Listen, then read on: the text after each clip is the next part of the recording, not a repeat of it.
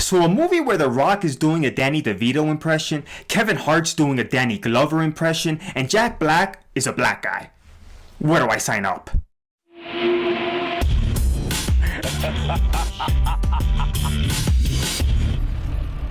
How's it going, everybody? Welcome back to my channel. Today we're going to be talking about Jumanji, The Next Level. I need your comments down below. Is this a movie you're excited about, or do you think they should have just stopped after the first one?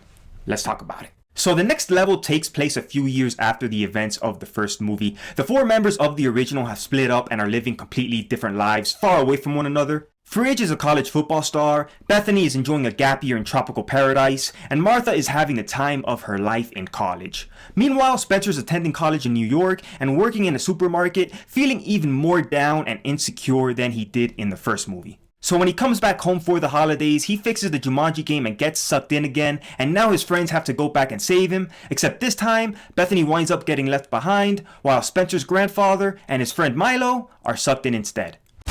Welcome to Jumanji! This movie is pretty much a remixed version of Welcome to the Jungle, except in this one, The Rock, Kevin Hart, and Jack Black are playing different characters, which is what I was expecting, honestly. You know, there was no way in hell the movie studio was going to do anything drastic with this franchise, especially when Welcome to the Jungle made literally $1 billion at the box office. I mean, the movie had the legs of an Olympic athlete. It just kept going and going and going, and I think its success can really be boiled down to one thing and one word, and that's fun. And Welcome to the Jungle was a fun movie. Not only was it fun, it's exactly the kind of family-friendly movie people want this time of year, and that's something director Jake Kasdan understands. If it ain't broke, don't fix it. I actually enjoyed Next Level more than Welcome to the Jungle, if I'm being honest, mostly because the acting performances here are funnier than in the first one, with Dwayne The Rock Johnson absolutely stealing the show here, channeling his inner Danny DeVito. Kevin Hart and Jack Black are comedic geniuses, and they again play against type here. Kevin Hart does this funny old man impression of Danny Glover, and Jack Black, he's, well, black. I'm a dude playing a dude disguised as another dude. What? I really love the coming of age and coming of old aspects of this film.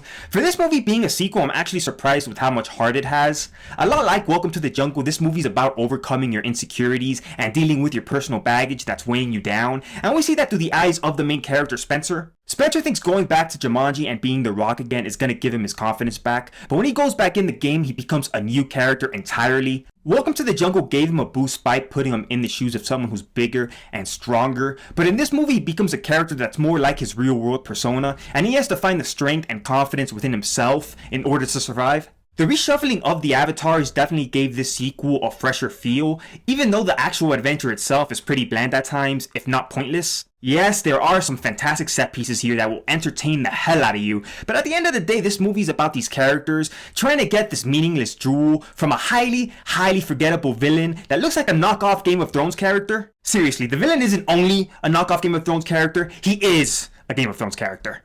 I think what this movie needed most is perhaps a little more emphasis and a sense of urgency on why it's important for these characters to save Jumanji in the first place, because when the adventure itself is essentially a carbon copy of the original, a lot of the luster gets lost. So if they do decide to make a third Jumanji, which I'm sure they will if this one makes anywhere near the money the first one did, hopefully they deviate from the original, because a lot of the action sequences that were awesome in the first one now just seem tame and by the numbers. I don't know, maybe bring Jumanji into the real world next time and have the real world characters have to beat Jumanji in their world.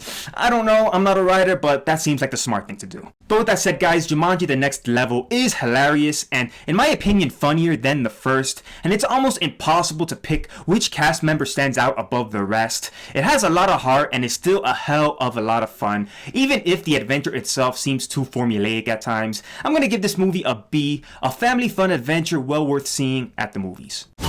What the hell is this? It's your strengths and weaknesses. Smoldering intensity? It's a stupid face you make. Huh? What's going on? You having a heart attack? Breathe! Breathe! His whole left side is shutting down. Alright guys, that's my review of Jumanji The Next Level. Let's talk about it in the comments below. Did you like it? Did you hate it? Go ahead, hit that subscribe button while you're at it to keep this channel growing. And remember, movies may fade, but real legends never die.